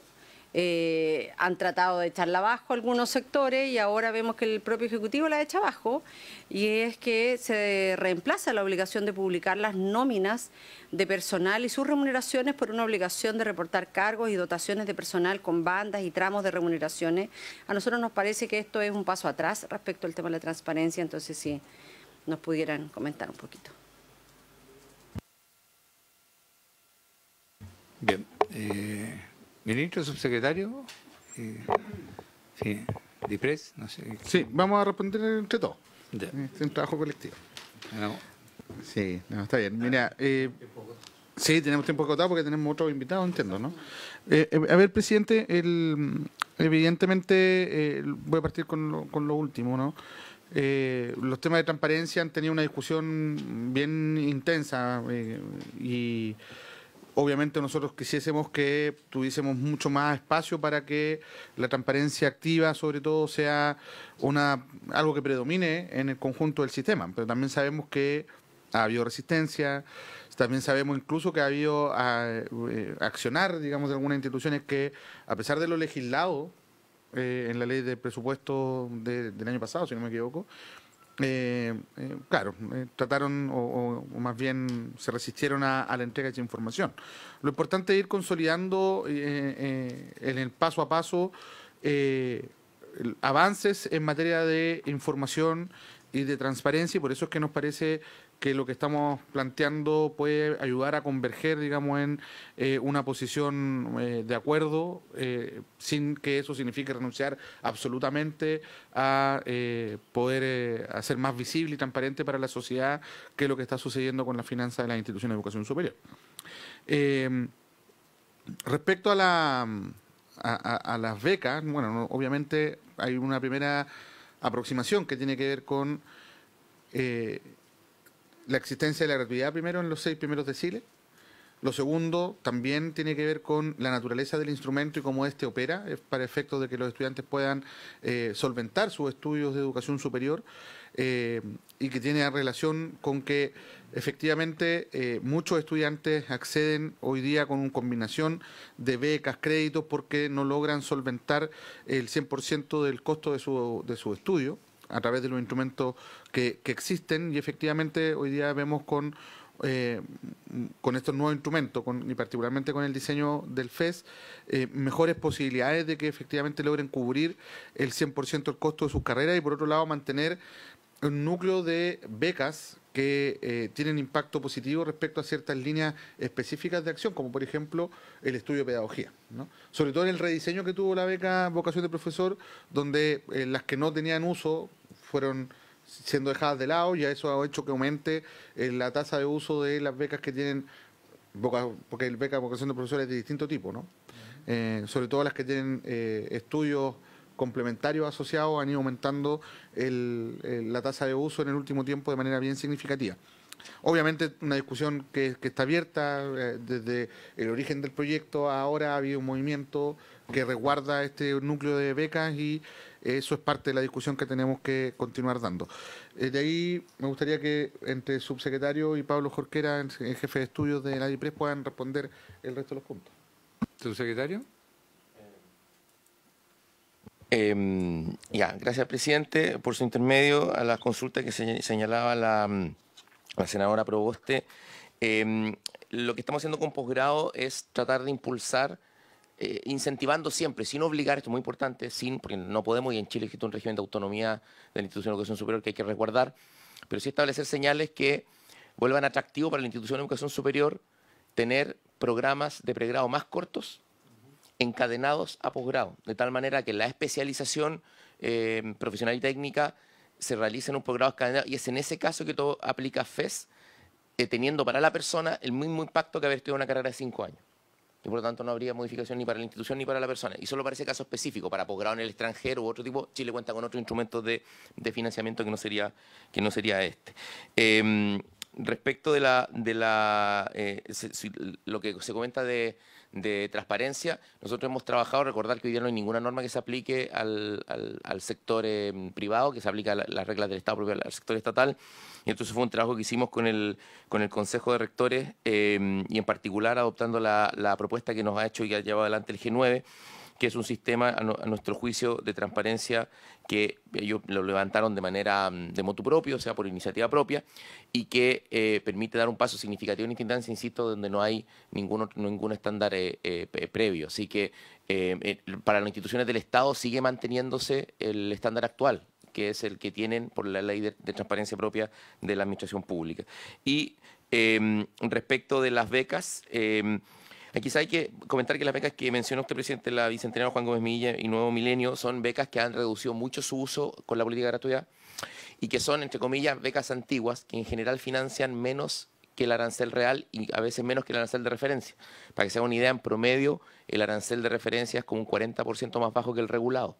Por lo tanto, al reorganizarse en torno a FES, lo que ocurre es que la persona que hoy día tenía como una beca de un monto menor, lo que va a tener un instrumento de financiamiento mayor, digamos, y por lo tanto va a poder tener digamos, una mejor paso por la educación superior, mientras la beca va a seguir existiendo. Lo que ocurre es que la persona va a retribuir menos si es que beneficiaria de esa beca. Y por lo tanto la beca sigue existiendo, pero se reorganiza en el sistema y por lo tanto nos parece que eso es positivo tanto para el sistema como para las personas, considerándose como líneas presupuestarias aparte, aquellas que ya hemos puesto en la presentación. Y respecto a la duración el nominal de las carreras, el llamado el N+2, estamos llevando adelante una forma para apoyar a que la institución de educación superior tenga mayores instrumentos para recaudar esos recursos o deudas que tengan al respecto, y eso también lo estamos trabajando junto con el Consejo de Rectores. Así que eso, presidente, de mi parte. Adelante. Gracias, subsecretario. Damos la palabra a Juan Pablo de la DIPRES. Muchas gracias. A ver, voy a partir comentando la pregunta que hizo el senador Caspo, señor presidente, respecto a la contabilidad. Ahí simplemente hago una pequeña acotación.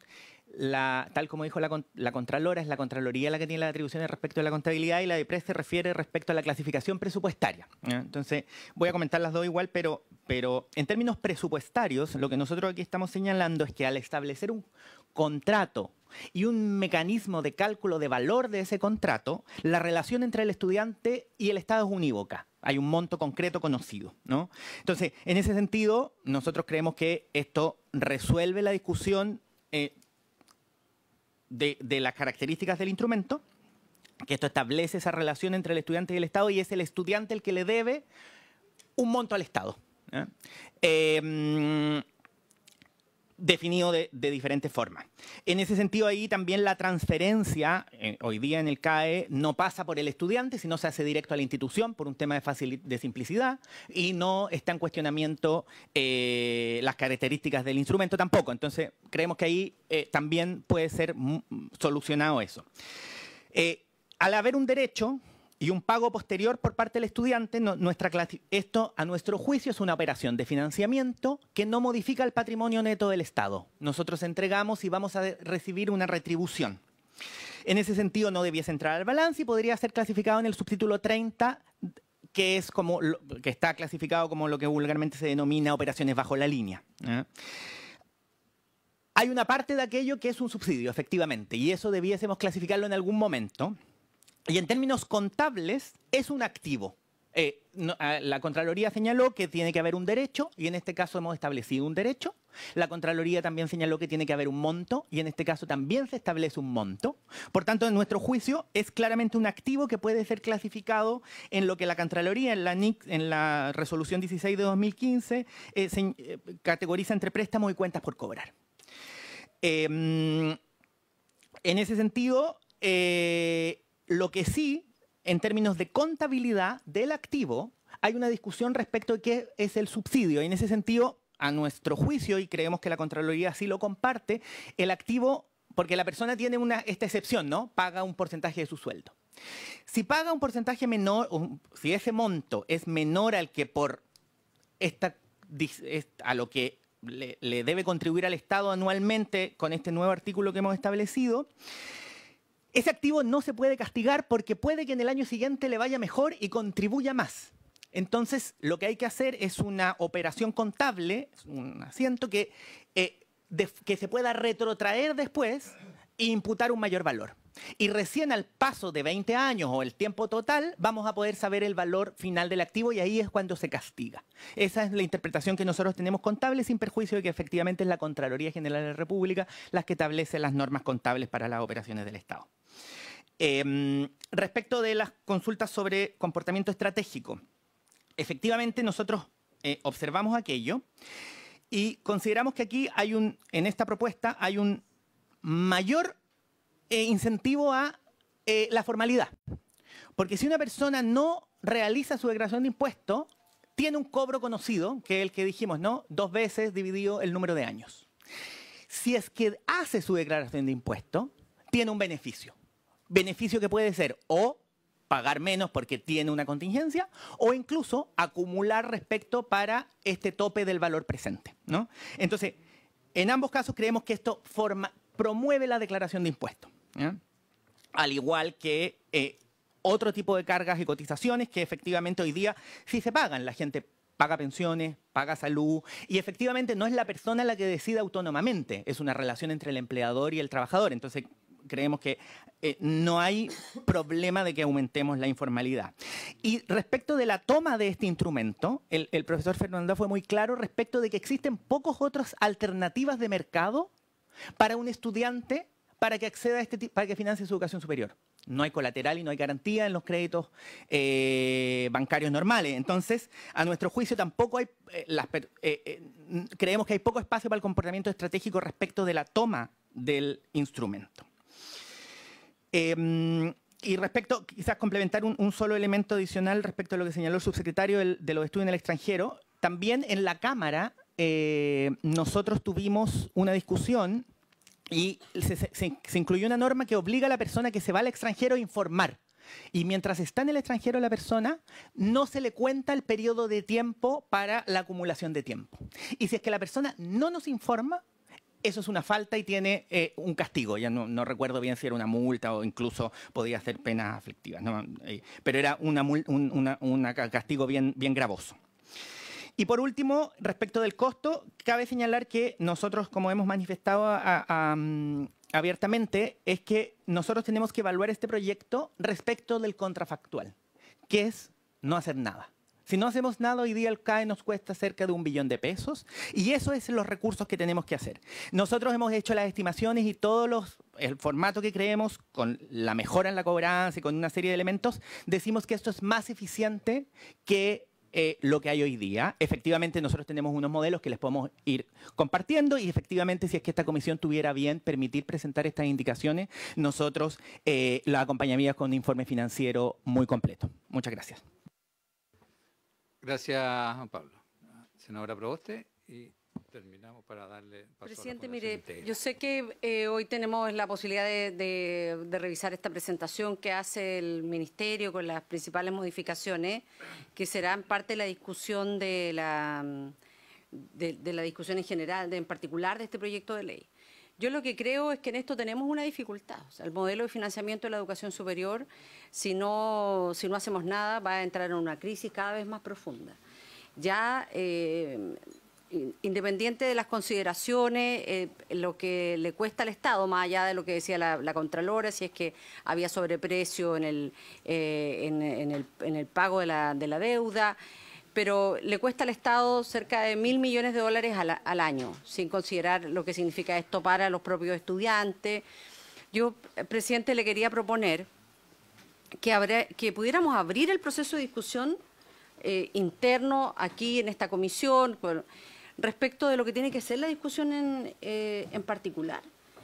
Y para eso, necesariamente, tenemos que votar la idea de legislar. O sea, tenemos que decir si es que queremos avanzar en tener un nuevo modelo de financiamiento de la educación superior usted planteaba una iniciativa que a mí me parece bien importante. Uno dice, bueno, ¿por qué no hacer algo como de segundo piso, en donde la beca sea el primer piso y el estudiante solo se endeude por el diferencial? Esa es una alternativa, pero todas esas alternativas tenemos que discutirlas en la discusión en particular del proyecto.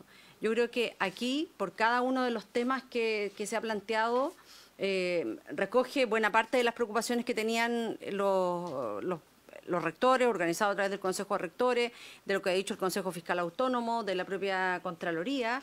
Siempre hay aspectos que quedan pendientes, críticos. Uno podría decir que a uno con la presentación no le queda tan claro el que aquí avancemos en el respeto que tiene que tener la autonomía universitaria, en el financiamiento institucional, en que es necesario a lo mejor establecer algunos protocolos mucho más complementarios, las evaluaciones de impacto, pero creo que un paso bien importante es que votemos la idea de legislar para abrir esta conversación que es mucho más de fondo respecto de cuáles son las modificaciones que tenemos que hacer al proyecto de ley de FES, pero yo creo que con todo lo que nosotros hemos escuchado, al menos nosotros no tenemos ninguna duda en que es necesario introducir cambios sustantivos al modelo de financiamiento de la educación superior. Gracias, senadora Proboste. Si votamos en general sin tener un acuerdo, significa ponerle una lápida al proyecto, porque no dan los tiempos para trabajar el proceso de indicaciones y todo lo que se tiene que hacer. Por eso todavía no lo vamos a poner en votación. Habiendo terminado el punto, damos la palabra a la Fundación Integra, que nos ha pedido usted, senadora, que la recibamos y se puede contextualizar la visita. Mejor, dado que tenemos escaso tiempo, si, presidente, usted lo estima, mejor ¿Sí? que sean las propias dirigentes Si son de ustedes, la Fundación. se presenta y expone. Bueno, buenas tardes, estimados y estimadas senadoras y senadores y asesores. Aquí estamos las trabajadoras de Fundación Integra. Somos 3 sindicatos nacionales que agrupamos a 27.000 trabajadoras, mujeres en su gran mayoría. Somos trabajadoras de la educación inicial. Ayer contamos un poquito la historia de cómo nació nuestra fundación, que tiene un carácter educativo público en este momento, donde frente a ninguna política de condiciones laborales, que nosotros empezamos hace muchos años atrás, hace 35 años atrás, nosotros empezamos con una política de remuneraciones que fue un esfuerzo que se hizo con cada gobierno que se estableció desde el año 90, ¿ya? ¿Por qué lo explico esto? Porque como nosotros no teníamos, éramos Código del Trabajo, somos Código del Trabajo, cumplíamos política pública directamente de la presidencia, ¿ya? Nosotros no teníamos estructura de remuneraciones, no teníamos ninguna condición tampoco para atender ni siquiera a los niños, porque no había política, ni de condiciones económicas, ni tampoco condiciones laborales. Y esto se fue construyendo al pasar de los tiempos, desde que cada gobierno le dio un carácter educativo a esta fundación. Y así fuimos, por supuesto, con toda una organización sindical. Fuimos también reclamando y, por supuesto, y poniendo las condiciones laborales para poder trabajar con los niños, porque esta fundación, de haber empezado con 1.500 trabajadores, hoy día, en el año 2026, tiene 27.000 trabajadores. Entonces, tiene un carácter que fue, o sea, tiene un origen que fue creciendo significativamente y también fue valorado. Esta fundación es una de las fundaciones más grandes, como tal, de un solo empleador, que atiende niños de sala cuna hasta los 4 años. Nosotros teníamos una política de Código del Trabajo, que teníamos una negociación que no era arreglada, porque no teníamos derecho a negociación colectiva, y nosotros negociábamos directamente con el presidente de la República o la presidenta de la República. ¿Por qué? Porque como no teníamos institucionalidad, nuestras condiciones laborales se exigían y se demandaban desde de una dirección de un jefe que era justamente el Estado. ¿Por qué lo explico esto? Porque nosotros durante todos los años fuimos mejorando nuestras condiciones. ¿En qué aspecto? Nosotros ganamos que todo lo del sector público en términos de bono, no siendo el sector público, a nosotros se nos adjudicara como beneficio. Entonces es una cosa súper particular, porque como no éramos una fundación que cumplíamos política del Estado, pero nosotros nos adjudicaban lo que era el bono de término conflicto, era el reajuste, era el aguinaldo y todos los bonos. Eso nosotros lo asumimos como beneficio. La voy a interrumpir solamente 2 segundos para pedirle a la senadora Proboste si puede presidir la comisión, porque tengo que ausentarme. Ya, pero de todas maneras, presidente, mi objetivo de que ustedes nos ayuden a oficiar al Hacienda, al DIPRES, de que la problemática que tenemos nosotros, presidente, es que nosotros nos cuestionan todos los años lo que hemos ganado durante años en la calle. Perfecto. Entonces, ese es el problema. No estamos cansados de este sistema que no se hace responsable de la estructura que nosotros tenemos. Eso puedo dejarlo claro con usted. Comparto con usted. Por eso no me cabe ninguna duda que la senadora Proboste va a tomar ese acuerdo. Muchas gracias. Y gusto de verlo nuevamente. Muchas gracias. Explicando un poquito de cuál ha sido nuestra historia de condiciones laborales y económicas que fuimos adjudicando, ¿no? Ya sea permiso de vacaciones, fuimos capaces de lograr avanzar en zona también, siendo también Código del Trabajo. Entonces teníamos una particularidad de condiciones laborales del sector público y también del Código del Trabajo. Esa particularidad, por supuesto, si uno la ve, es inédita, nadie la tiene. Pero la culpa hoy día de que todo lo que hoy día tenemos está siendo cuestionado porque como está inédita y como no está legislada en ningún lado, a nosotros todos los años nos cuestionan. Entonces hoy día nos cuestionan de que históricamente nosotros habíamos recibido los bonos del sector público de los más altos porque veníamos de una política que no tenía condiciones, veníamos ¿te acuerdas que les contaba ayer? Sobre todo que estaban los senadores, que veníamos de FUNACO, donde veníamos del empleo mínimo, donde fuimos construyendo nuestras remuneraciones. Y como eran tan bajas, solicitamos que los bonos del sector público se nos otorgaran los más altos. Pero hoy día, todos los años, hace 10 años, que hace 20 años ya nos dan, nos cuestionan los bonos de los más altos. Y tenemos que salir a la calle, al final perdimos la plata y al final se genera toda una pérdida de tiempo y costo para los trabajadores y un costo para las familias. Segundo, y yo quisiera también plantear de que nosotros hemos sido parte hoy día de que ya no somos de la presidencia y ya pasamos a ser parte del Ministerio de Educación, que nosotros consideramos valioso este tema. Pero también lo que no ha sido bueno fueron las condiciones y las pocas claridades que nosotros nos pasaron al Ministerio, con particularidades sumamente distintas al sector de Junji y de los BTF. Y el tema de que hoy día nosotros nos manifestaron durante estos 4 años, de que nosotros estamos congelados porque tenemos beneficios que no tiene el otro sector, pero que no es culpa de nosotros, y que no vamos a avanzar con ustedes y probablemente están cuestionadas algunas condiciones y no vamos a tener mejora porque Integra no tiene plata. Y más aún, hasta se señala que está en quiebra.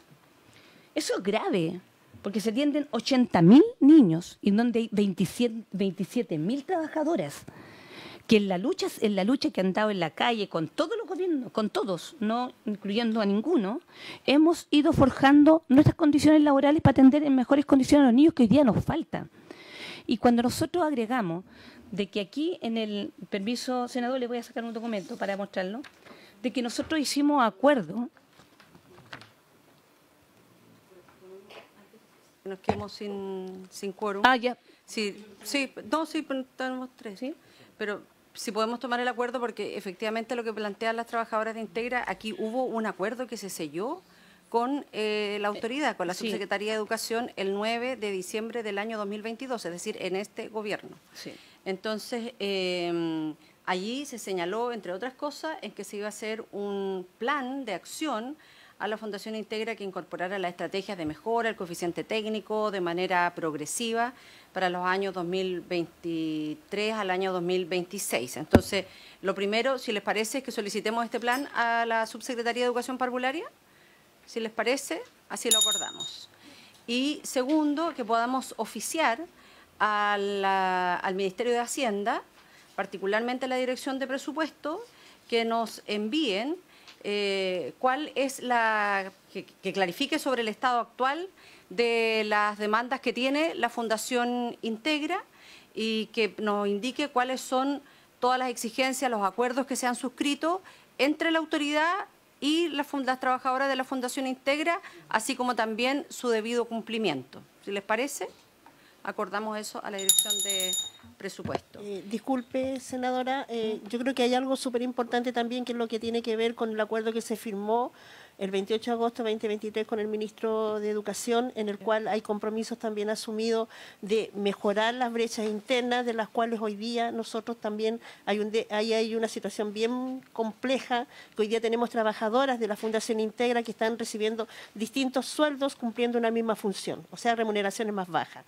Y eso para nosotros también es súper importante y relevante hoy día dejar establecido. Lo otro también, senadora, que es súper importante destacar, que somos la única institución de educación inicial que hoy día no cuenta con la totalidad de las contrataciones de educadoras de párvulo.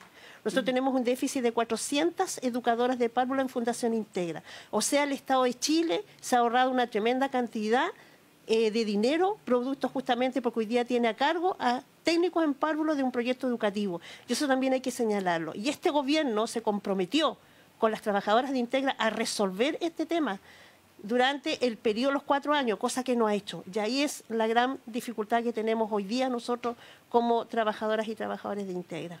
Y la brecha que tenemos con Junji Integra, senadores y senadoras.